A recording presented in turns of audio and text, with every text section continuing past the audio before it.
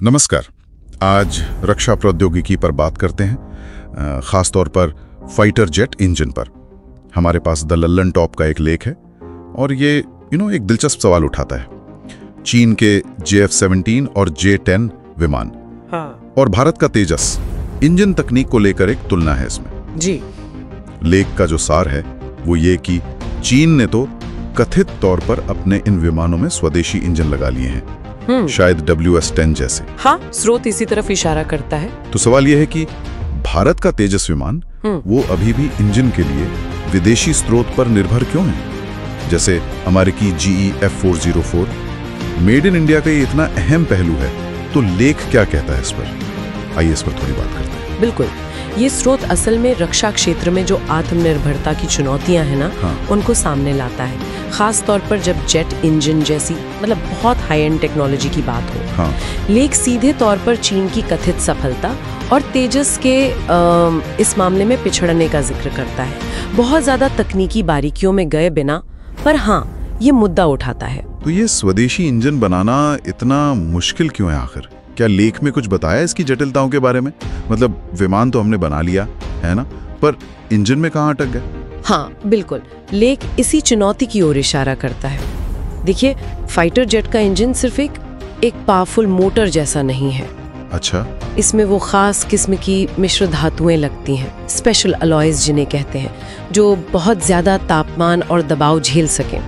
फिर जटिल cooling systems होते हैं और बहुत ही बारीक प्रिसाइज इंजीनियरिंग चाहिए होती है। स्रोत संकेत देता है कि चीन ने शायद इस पर लंबे समय तक भारी निवेश किया हो और हो सकता है तकनीक हासिल करने या रिवर्स इंजीनियरिंग पर बहुत फोकस रखा हो।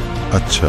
दूसरी तरफ भारत का जो अपना कावेरी इंजन कार्यक्रम है, उसका जिक्र करते हुए लेख में संभवतः उन चुनौतियों का भी अंदाजा दिया गया है, जैसे वो खास मटेरियल्स जो उच्च तापमान सह सकें, सिंगल क्रिस्टल ब्लेड बनाने की तकनीक और जो ओवरऑल परफॉर्मेंस के मानक हैं उन्हें पूरा करना। ये तकनीकी बाधाएं पार करना लेख से लगता है कि बहुत मुश्किल रहा है। अच्छा। तो ये मटेरियल साइंस और हाई टेम्परेचर इंजीनियरिंग ये असल चुनौती है।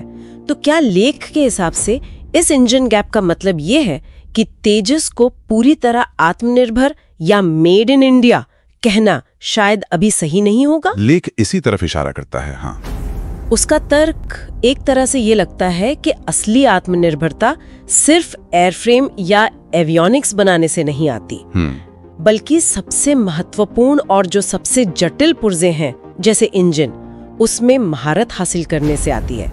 ये दिखाता है कि रक्षा उत्पादन में आत्मनिर्भरता एक बहुस्तरीय प्रक्रिया है। सही बात। आप बाहरी ढांचा बना सकते हैं, एवियोनिक्स लगा सकते हैं, लेकिन अगर दिल यानी इंजन कहीं और से आ रहा है तो वो निर्भरता तो बनी रहती है ना। हाँ, ये बात तो सोचने वाली है। सिर्फ फाइटर जेट बना लेना ही काफी नहीं है, उसके हर एक अहम हिस्से पर कह सकते हैं पकड़ होनी चाहिए। सही कहा, बिल्कुल।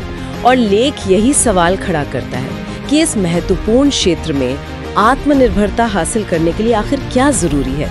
ये सिर्फ पैसे या इच्छा शक्ति की ही बात नहीं है, बल्कि वो खास तकनीकी ज्ञान, वो इंडस्ट्रियल कैपेबिलिटी और लंबे समय तक चलने वाला जो रिसर्च और डेवलपमेंट होता है, उसकी जरूरत पर भी ये इशारा करता है, जैसा स्रोत में बताया गया है। तो संक्षेप में कहें तो ये लेख एक बड़ा अंतर दिखाता है। स्रोत के अनुसार चीन का अपने कुछ फाइटर जेट्स में स्वदेशी इंजन लगाना और भारत का तेजस जो इस मामले में अभी भी विदेशी इंजन पर निर्भर है। बिल्कुल। और जैसा मैंने पहले कहा, स्रोत शायद इसके कारणों की पूरी गहराई में नहीं जाता है, लेकिन ये सवाल जरूर छोड़ जाता है कि ऐसा क्यों है।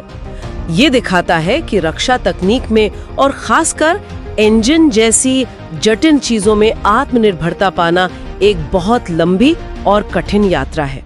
तो ये चर्चा हमें इस सवाल के साथ छोड़ जाती है कि तेजस जैसे हमारे महत्वाकांक्षी प्रोजेक्ट्स के लिए स्वदेशी इंजन विकास की राह में असली बाधाएं क्या हैं? क्या ये सिर्फ तकनीकी हैं या फिर नीतिगत और रणनीतिक भी हो सकती है? हाँ, ये एक बड़ा सवाल है। भविष्य में इस महत्वपूर्ण तकनीक में महारत हासिल करने के लिए हमें किन विशिष्ट चुनौतियों से पार पाना होगा, ये विचार करने योग्य प्रश्न है, निश्चित रूप से।